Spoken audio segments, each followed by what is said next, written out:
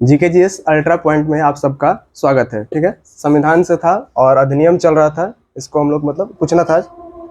बताइएगा, पहली बार संसदीय शासन नियंत्रण स्थापित करने का प्रयास किस अधिनियम में किया गया था? 1773 में। पहली बार कर्मचारी कंपनी के कर्मचारियों को भारतीय लोगों से निजी व्यापार पर प्रतिबंध कब लगाया गया? 1773 में लगाया गया था। किस अधिनियम के तहत पहली बार कलकत्ता में एक उच्चतम न्यायालय की स्थापना की गई? 1773। बताइएगा, 1773 के रेगुलेटिंग एक्ट के तहत कलकत्ता में एक उच्चतम न्यायालय की स्थापना की गई। इसमें कुल न्यायाधीशों की संख्या कितनी है? ठीक बा। 1773 के रेगुलेटिंग एक्ट के तहत स्थापित कलकत्ता उच्चतम न्यायालय में मुख्य न्यायाधीश के अतिरिक्त न्यायाधीशों की संख्या कितनी है? ठीक है, बताइएगा कि किस एक्ट के द्वारा पहली बार बंगाल का गवर्नर जनरल बनाया गया?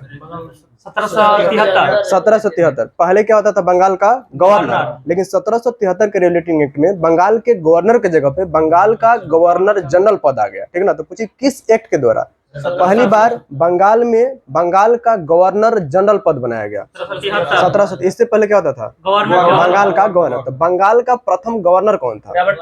Robert Clive. और 1773 के रेगुलेटिंग एक्ट के तहत बनने वाला बंगाल का प्रथम गवर्नर जनरल कौन था? वारेन हेस्टिंग्स था। बताइएगा कि 1773 के रेगुलेटिंग एक्ट में, ठीक ना, इसकी कमियों को दूर करने के लिए कौन सा एक एक्ट लाया गया था? एक्ट ऑफ सेटलमेंट भी लाया गया था। ठीक है, वही है। ठीक है, बताइएगा पहली बार कलकत्ता जो आयोग कलकत्ता प्रेसिडेंसी, उसको बंगाल, बिहार और उड़ीसा के लिए कानून बनाने का अधिकार किस अधिनियम में दिया गया था? 1781 में। कब दिया गया था? 1781 में। कलकत्ता प्रेसिडेंसी को बंगाल, बिहार और उड़ीसा के लिए कानून बनाने का अधिकार दिया गया। कब? 1781 में दिया गया था। बताइएगा कि कंपनी के व्यापारिक और राजनीतिक कार्यों को मान्यता कब दिया गया था? 1773 में। अब बताइएगा कि कंपनी के व्यापारिक और राजनीतिक कार्यों को अलग कब किया गया? 1784। अब बताइए कि विधायी और प्रशासनिक कार्यों को कंपनी को कब अलग किया गया? 1853 में अलग किया गया था। ठीक है, 1700। बताइएगा किस अधिनियम में पहली बार कंपनी को भारत से सैन्य मामलों की जानकारी और राजस्व की जानकारी देना अनिवार्य किया गया था? 1773। कब होगा? 1773। आगे है, भारत में दोहरे शासन की नींव किस अधिनियम के तहत पड़ी? 1784 के तहत दोहरे शासन की नींव पड़ी। इस दोहरे शासन में कौन कौन से board of control, board of director. Board of control क्या देखता था? राजनीतिक मामलों को, जो कि बोर्ड ऑफ डायरेक्टर क्या देखता था? व्यापारिक मामलों को देखता था। ठीक है, एक था 1793 का चार्टर एक्ट। ठीक ना, 1793 का चार्टर अधिनियम, इसकी विशेषता क्या थी? इसमें मैंने कर्मचारियों का वेतन भारत की संचित निधि से दिया। ठीक है, जितने भी भारत के नियंत्रण बोर्ड के कर्मचारी थे, किसके बोर्ड? नियंत्रण बोर्ड। ठीक ना, डायरेक्टर बोर्ड का नहीं, किसके? नियंत्रण बोर्ड के कर्मचारियों को पूछेगा कि 1793 के अधिनियम में किस बोर्ड के कर्मचारियों को, किसे? तो नियंत्रण बोर्ड के कर्मचारियों को। किसके? नियंत्रण बोर्ड के कर्मचारियों को वेतन देने की व्यवस्था किससे की गई? भारतीय राजस्व से। और इसी में पहली बार एक और पॉइंट जोड़ दीजिएगा, कंपनी को 20 वर्षों के लिए अधिकार भी प्रदान किया गया था। ठीक ना, एक अधिकार कब दिया गया था? 1793 में भी। दो इसमें पॉइंट है। पहला पॉइंट है कि नियंत्रण बोर्ड के सदस्यों को भारतीय राजस्व से वेतन देने की व्यवस्था की गई। दूसरा है कि 20 वर्षों के लिए कंपनी का अधिकार पत्र क्या किया गया? बढ़ा दिया गया। बस 1793 में 2 पॉइंट। आगे है 1813। 1813 में क्या क्या है आप बताइए? 20 वर्ष के लिए कंपनी का अधिकार पत्र को बढ़ा दिया गया। 20 वर्ष के लिए बढ़ा दिया गया। भारत के एक आदमी कोई बोलो। भारत के साथ थोड़ा बोली सर जी। 20 वर्ष के लिए कंपनी का कार्यकाल बढ़ा दिया गया और कंपनी का एकाधिकार छीन लिया गया। हाँ ठीक है, और उसके बाद चाय के साथ पूर्वी देशों के साथ व्यापार पर प्रतिबंध नहीं लगाया गया था। नहीं, 20 वर्ष के लिए बढ़ा दिया। ना फिर से बोलिए, स्पष्ट करिएगा। 20 वर्षों के लिए कंपनी का अधिकार पत्र को बढ़ा दिया गया। ठीक है, 1813 में बढ़ाया, एक बार और बढ़ाया गया था। कब? 1793 में भी। 1793 में 2 नोटिस पॉइंट है विशेषता। कौन कौन सा? तो 1793 में एक भारत जो कंट्रोल के होंगे, जो नियंत्रण बोर्ड के कर्मचारी, नियंत्रण बोर्ड में, तो उनको वेतन दिया जाएगा भारत के राजस्व से। ठीक है, एक और दूसरा पॉइंट क्या है? इसके बाद दूसरा पॉइंट था कि मतलब कि कंपनी का अधिकार पत्र को 20 वर्षों के लिए बढ़ाया गया। कंपनी का अधिकार पत्र। और फिर एक आएगा 1813 अधिनियम के बारे में पूरा बताइए, जो भी है जानवर। यानी कि 1813 में इसमें जो कंपनी का अधिकार पत्र 20 वर्ष के लिए बढ़ा दिया गया है। ठीक है, आगे। और चाय की लेकर, यानी कि पूर्वी देश और चीन के मतलब को व्यापार कर सकते हैं। चाय के साथ केवल व्यापारिक एकाधिकार बना रहा, सिर्फ चाय के साथ पूर्वी देश और चीन के साथ, और भारत को एक अधिकार इसमें समाप्त कर दिया गया। हाँ, भारत में एक अधिकार समाप्त हो गया। बस ठीक है। कुछ व्यापारियों को ब्रिटिश सरकार को भारत में व्यापार करने के लिए भी छूट दिया गया। हाँ, कुछ कर्मचारियों को हाँ, भारत और में पादरी भी भारत आने हाँ, लगे 1813 में। और क्या था इसका विशेषता, एक था छूटा है 1 लाख रुपए और 1 लाख रुपए शिक्षा पे मतलब खर्च करने का प्रावधान भी रखा है। किसमें? ये 1813 का विशेषता है। ठीक है। 1833 का 4-5 को कोई पॉइंट बताइए, कोई एक आदमी। इसमें मतलब कि चौथे विधि आयोग का बना था। पहले विधि आयोग का स्थापना किया गया बस। हाँ। और विधि आयोग के सदस्यों की संख्या कितनी थी? 4। और चौथे सदस्य के रूप में कौन सा? तीन। पहला पॉइंट क्या है इसमें? विधि सदस्य की स्थापना किस अधिनियम में? 33 में। तो जब विधि सदस्य बनेगा तो पूछेगा किस अधिनियम में पहली बार कानून का वर्गीकरण किया गया? 1833। विधि सदस्य बने तो कानून बनाएगा ना, तो कानून का वर्गीकरण किस अधिनियम में किया गया? 1833 में। विधि सदस्य आयोग कब बना? 1834 में। किसके माने कौन था उसका अध्यक्ष? Lord Macaulay. अब बताइएगा कि बंबई और मद्रास के जो प्रेसिडेंसी से उनको कानून बनाने का अधिकार छीन लिया गया। किसमें? 1833 में। और बंबई और मद्रास के प्रेसिडेंसी को कानून बनाने का अधिकार फिर से दे दिया गया 1861 में दिया गया था। ठीक है ना। और किस अधिनियम के तहत बंबई और मद्रास के जो प्रेसिडेंसी से उसको बंगाल का अधीन किया गया था? 1773 के तहत क्या किया गया था? बंगाल प्रेसिडेंसी के अधीन किया गया था। किसको? मुंबई और मद्रास को। और पूछेगा कानून बनाने की शक्ति छीन ली गई थी बंबई और मद्रास से 1833 में, फिर वापस कब दी गई? 1861 में। ठीक है। बताइएगा कि किस अधिनियम में पहली बार प्रतियोगी परीक्षा कराने का मतलब प्रयास किया गया था? 1833 में क्या किया था? प्रयास किया गया था। लेकिन पहली बार प्रतियोगी परीक्षा कराया किस अधिनियम में गया था? 1853 के तहत। नामजदगी का सिद्धांत कब समाप्त हुआ? 1853 में समाप्त होता है नामजदगी का सिद्धांत। और पहली बार केंद्रीय विधान परिषद की स्थापना कब की गई? 1853 में। किसकी स्थापना की गई? केंद्रीय विधान परिषद की स्थापना की गई। और पहली बार प्रतियोगी परीक्षा कराने के लिए कौन सी समिति बनाई गई थी? मैकाले समिति। कब बनी थी? 1854 में बनाया गया था। ठीक है। 1858 का अधिनियम। ठीक है। इसमें जो कंपनी के शासन था उसको छीन लिया गया और किसको दे दिया गया? क्राउन को डायरेक्ट सौंपा गया। 1858 का अधिनियम तक क्या किया गया था? कंपनी से शासन छीन कर किसको दिया गया? क्राउन को। और कंपनी का जो व्यापार करने का अधिकार था पूर्णतः समाप्त किसमें किया गया था? 1833 में। ठीक है ना। 33 में क्या किया? कंपनी का अधिकार छीना भी गया और पूर्णतः उसको व्यापार करने का अधिकार भी समाप्त कर दिया गया था। आगे बताइएगा, भारत परिषद का सृजन किस अधिनियम में किया गया था? 1858 में। और भारतीय मंत्री पद की व्यवस्था किसमें की गई? 1858। भारत परिषद के सदस्यों की कुल संख्या कितनी थी? 15। कितना था? 15 था। ठीक है। बताइएगा किस अधिनियम में बोर्ड ऑफ कंट्रोल और बोर्ड ऑफ डायरेक्टर को समाप्त कर दिया गया? ये बना कब था? 1784 में। दोहरे शासन की नींव कब पड़ी? 1784। दोहरे शासन को समाप्त कब किया गया? 1858। कब कुछ भी पूछेगा मतलब बोर्ड ऑफ डायरेक्टर और बोर्ड ऑफ कंट्रोल बना कब? तो 1784। तो उसी को कहा जाता है दोहरे शासन। अब board of director board of control का समाप्त कब किया गया? 1858। इसी को कहा जाता है दोहरे शासन की समाप्ति। शुरुआत 84 से, समाप्त कब? 58 में। या कहेगा board of director board of control का समाप्त कब किया गया? 1858 में। ठीक है। मुगल सम्राट के पद मतलब अब मुगल का कोई सम्राट नहीं होगा, किस अधिनियम में कहा गया? 1858 में कहा गया। और 1773 के रेगुलेटिंग एक्ट में एक वर्ड था, इसमें जो 26 लाख रुपए का पेंशन मिलता था किसको? मुगल सम्राट के, उसको क्या कर दिया गया था? बंद। ये किसमें था? 1773 में था। 1773 में। ठीक है। मिलेगा वारेन सिंह के कार्यकाल में। ये बताइएगा कि भारत में शासन संचालन के लिए ब्रिटिश मंत्रिमंडल के एक सदस्य के रूप में किसकी नियुक्ति की गई थी? मंत्रिमंडल के रूप में एक किसकी नियुक्ति? मंत्री माने ब्रिटिश मंडल का एक सदस्य होगा, भारत सचिव। ठीक ना। ब्रिटिश मंत्रिमंडल का यहाँ पर कौन सदस्य कर रहा था? भारत सचिव। लेकिन पूछता है कि ब्रिटिश शासन का प्रत्यक्ष प्रतिनिधि यहाँ पर कौन था? वायसराय। कौन होता था? वायसराय होता था। ठीक ना। बताइएगा किस अधिनियम में भारत के गवर्नर जनरल का नाम बदलकर वायसराय किया गया था? 1858। ठीक है। तो 1858 के अधिनियम के तहत भारत का प्रथम वायसराय कौन था? भारत का अंतिम गवर्नर जनरल कौन था? Lord Canning. भारत का अंतिम गवर्नर जनरल कहेगा तो लॉर्ड कैनिंग।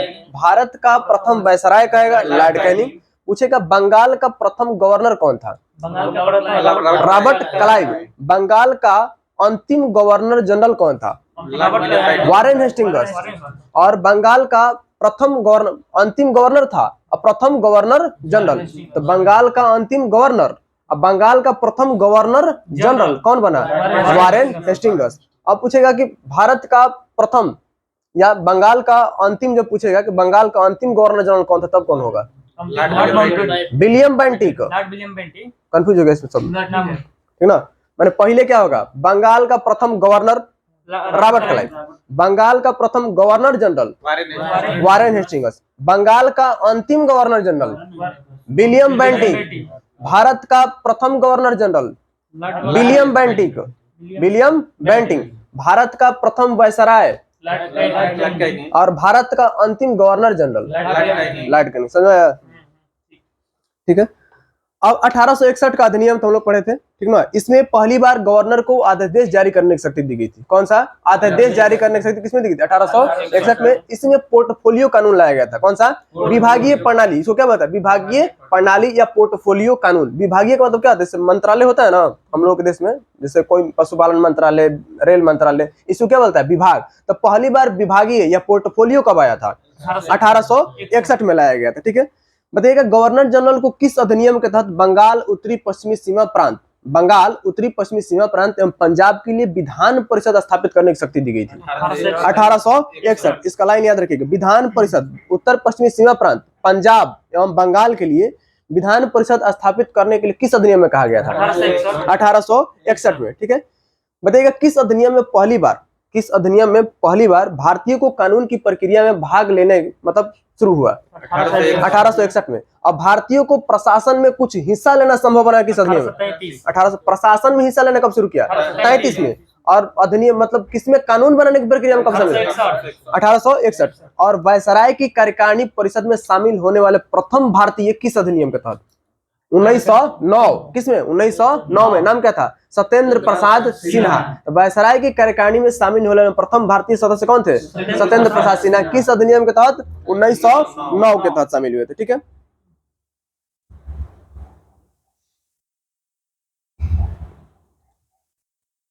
बताइएगा कि 1862 में 3 राजा थे बनारस, एक बनारस के क्या थे? राजा, पटियाला के थे महाराजा और सर दिनकर राय। इनको कहाँ भेजा गया था? विधान परिषद में। कहाँ भेजा गया था? विधान परिषद में इनको क्या किया गया था? चुन के भेजा गया था। ठीक है।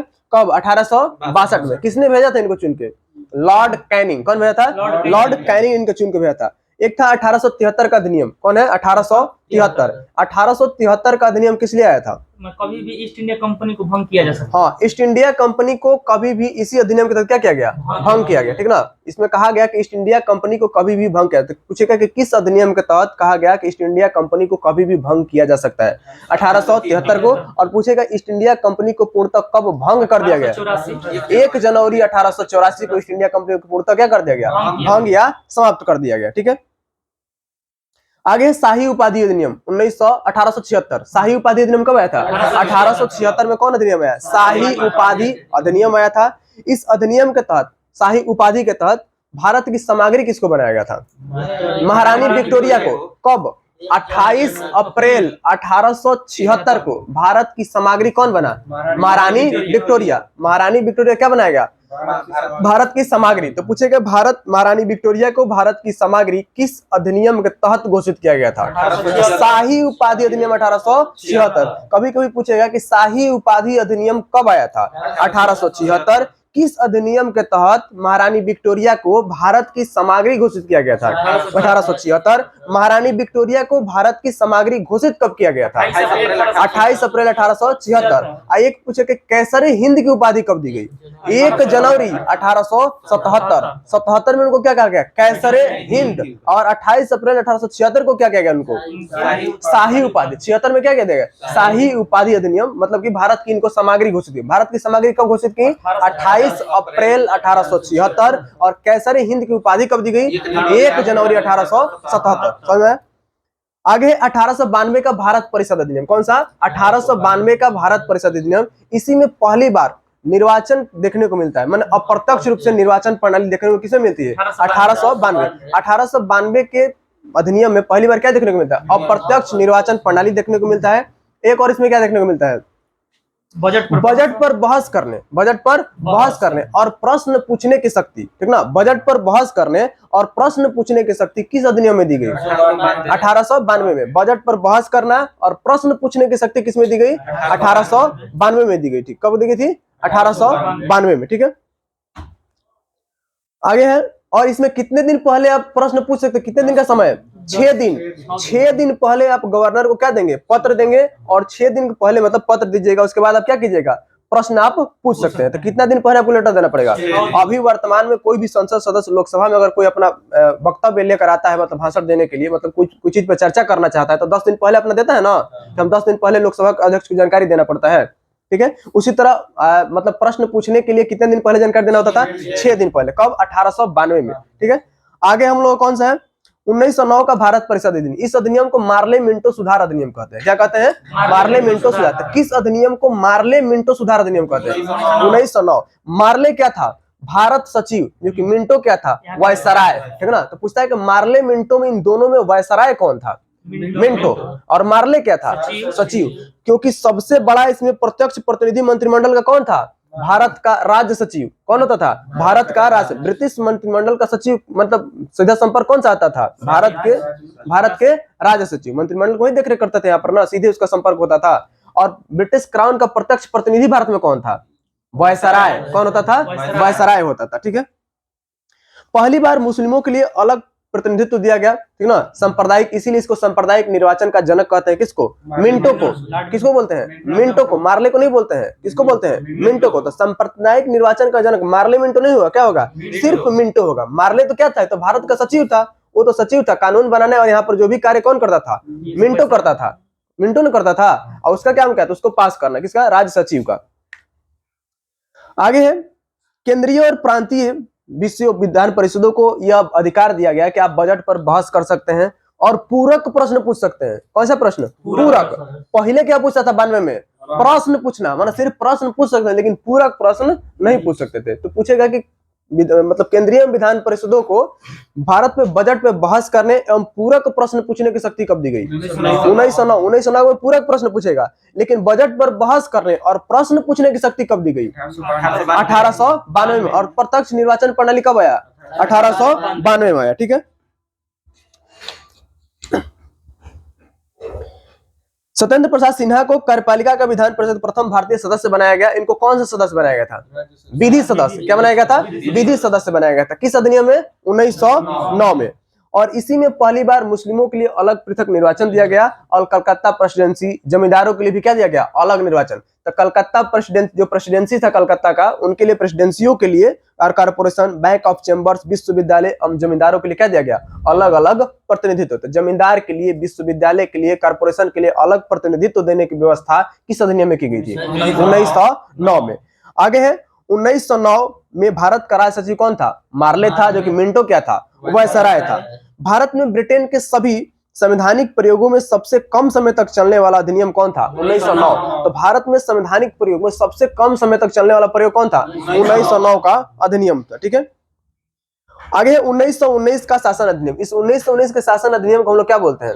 Chelmsford, Montagu Chelmsford. क्या बोलते हैं? Montagu Chelmsford. तो 1919 के भारत परिषद अधिनियम का राज्य सचिव कौन था? मॉन्टेग्यू, ठीक ना। चेम्सफोर्ड क्या था? वायसराय। चेम्सफोर्ड क्या था? वायसराय। जबकि मॉन्टेस्क्यू क्या था? भारत सचिव। तो इसी को क्या बोलते हैं? मॉन्टेग्यू चेम्सफोर्ड सुधार अधिनियम बोलते हैं हम लोग, ठीक है।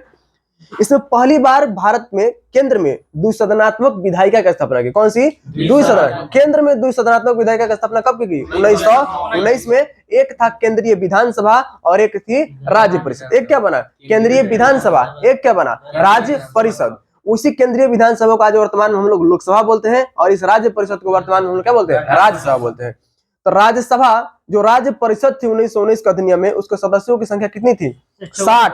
कितनी थी? 60। राज्य परिषद के सदस्यों की संख्या 1919 में कितनी थी? 60। जबकि केंद्रीय विधानसभा के सदस्यों की संख्या कितनी? 144। कितना था? 144। अब बताइएगा केंद्रीय विधानसभा के कितने सदस्यों का निर्वाचन होता था?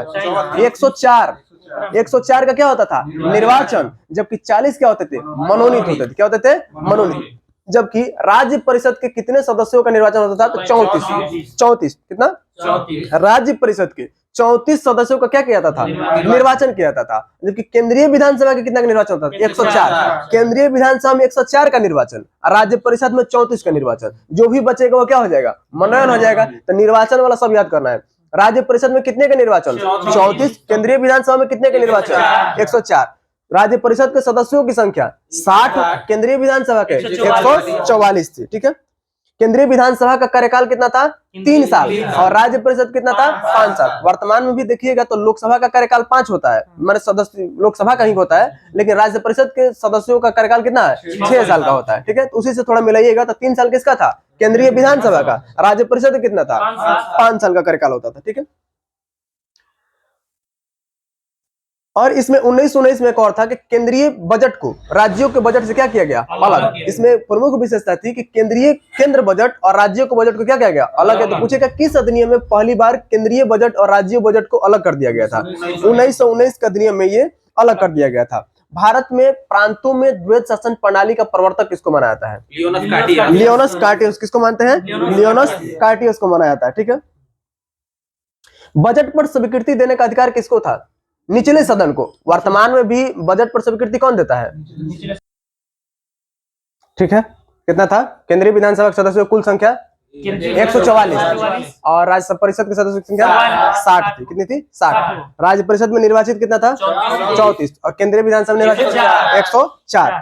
प्रांतों में द्वैध शासन कब स्टार्ट किया गया? 1919 में। केंद्र में द्विसदनात्मक विधायिका 1919 में। प्रांतीय विषयों को 2 भागों में बांटा गया किस अधिनियम में? 1919 में। प्रांतीय विषयों को कितने भागों में बांटा गया? 2 भागों में। कब बांटा गया? 1919 में। एक था आरक्षित विषय, एक था हस्तांतरित विषय। ठीक है, आरक्षित विषय में किसके पास होता था? गवर्नर जनरल का अधिकार था। आरक्षित विषय पर कानून बनाने का अधिकार किसके पास था? गवर्नर जनरल को। जबकि हस्तांतरित विषय पर भारत के मंत्रियों से सलाह करके उसको पास किया जाता था। गवर्नर जनरल क्या करता था? मंत्रियों से सलाह करके, माने मंत्री को ही बात किसमें माना जाता था? किसमें? हस्तांतरित विषय में। जबकि आरक्षित विषय में कौन मनमानी करता था? Governor general. बिना गवर्नर जनरल की अनुमति से आरक्षित विषय पर कोई कानून पास नहीं हो सकता था। ठीक है, इसमें तो सार्वजनिक निर्माण विभाग आरक्षित था या हस्तांतरित था? कैसा था? हस्तांतरित। सार्वजनिक निर्माण विभाग कैसा था? हस्तांतरित था। आबकारी उद्योग हस्तांतरित। 2-3 कुछ है। सार्वजनिक निर्माण विभाग और आबकारी उद्योग कैसा था? हस्तांतरित विषय था। शिक्षा जानते हैं? हस्तांतरित। पुस्तकालय, संग्रहालय, स्थानीय स्वशासन जानते हैं क्या होता है? हस्तांतरित विषय था। धार्मिक और अग्रदान हस्तांतरित था। ठीक है, आरक्षित विषयों का प्रशासन कौन करता था? गवर्नर करता था। ठीक है, गवर्नर उसके कार्यकारी परिषद के माध्यम से किया जाता था। जबकि हस्तांतरित विषयों का प्रशासन गवर्नर जनरल द्वारा विधान परिषद के प्रतिनिधि उत्तरदायी जो मंत्री थे उनकी सहायता से किया जाता था। हस्तांतरित विषयों का प्रशासन किसके साथ? गवर्नर जनरल विधान परिषद के प्रति उत्तरदायी मंत्रियों की सहायता से करता था। जबकि आरक्षित विषयों का अपनी गवर्नर जनरल की परिषद के सदस्यों की सहायता से करता था। और हस्तांतरित कहेगा तो विधान परिषद के निर्वाचित सदस्यों के, ठीक ना, विधान परिषद के जो सदस्य थे, ठीक ना, उनके प्रति उत्तरदायी मंत्रियों की सहायता से करता, मंत्री की सहायता से करता था। कौन सा विषय? हस्तांतरित। और कार्यकारिणी परिषद गवर्नर जनरल किससे करता था? आरक्षित विषय के फैसला लेता था। ठीक है, आगे है भारत सचिव। बताइएगा पहली बार महालेखा नियंत्रक परीक्षक का पद किसके शासनकाल में बनाया गया था? बोलिए। ठीक है, बोलिए, आप बोलिए, सही बोल रहे हैं, बोलिए। 1919 हाँ बताइए, गवर्नर का नाम बताइए ना, कल हुआ था भी। 1857 लॉर्ड कैनिंग के शासनकाल में पहली बार नियंत्रक एवं महालेखा परीक्षक का पद बनाया गया। नियंत्रक एवं महालेखा परीक्षक पद कब बना? 1857 में। किसके शासनकाल में? लॉर्ड कैनिंग में। और उस समय नियुक्ति कौन करता था? तो गवर्नर जनरल कर रहा था। लेकिन 1919 का अधिनियम में नियंत्रक एवं महालेखा परीक्षक की नियुक्ति का अधिकार किसको दे दिया गया? भारत के राज्य सचिव को। किसको दिया गया? भारत के राज्य सचिव। भारत के राज्य सचिव को यह अधिकार दिया गया कि अब वो किसकी नियुक्ति करेगा? नियंत्रक एवं महालेखा परीक्षक। तो पूछेगा किस अधिनियम में नियंत्रक एवं महालेखा परीक्षक की नियुक्ति का प्रावधान भारत राज्य सचिव करता था? 1919। ये पद बना कब था? 1857। तो नियंत्रक एवं महालेखा परीक्षक का पद कब बना? 1857 में बना था। ठीक है, ली आयोग का गठन कब किया गया? 1924 में ली आयोग का गठन। भारत में लोक सेवा आयोग कब बना? 1926 में किया गया। ठीक है, केंद्रीय लोक सेवा आयोग गठन कब किया? 1926 में किया गया। ठीक है।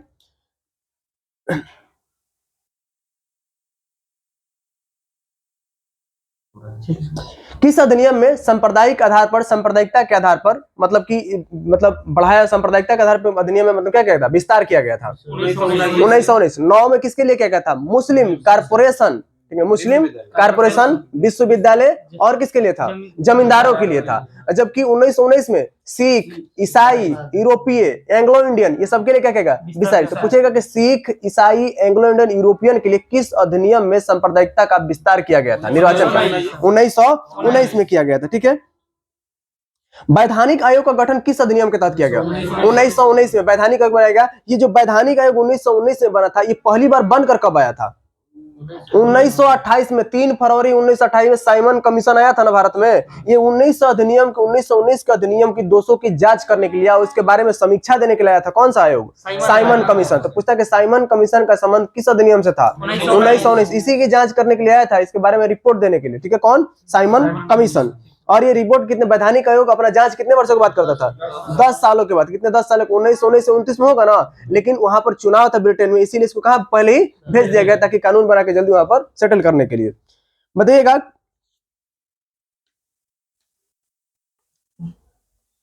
मॉन्टेगू चेम्सफोर्ड सुधार अधिनियम कब आया? 1919 में। भारत में पहली बार महिलाओं को वोट देने का अधिकार किस अधिनियम में दिया? 1919 में। लेकिन वोट देने का अधिकार कब से शुरू हुआ? 1926 से।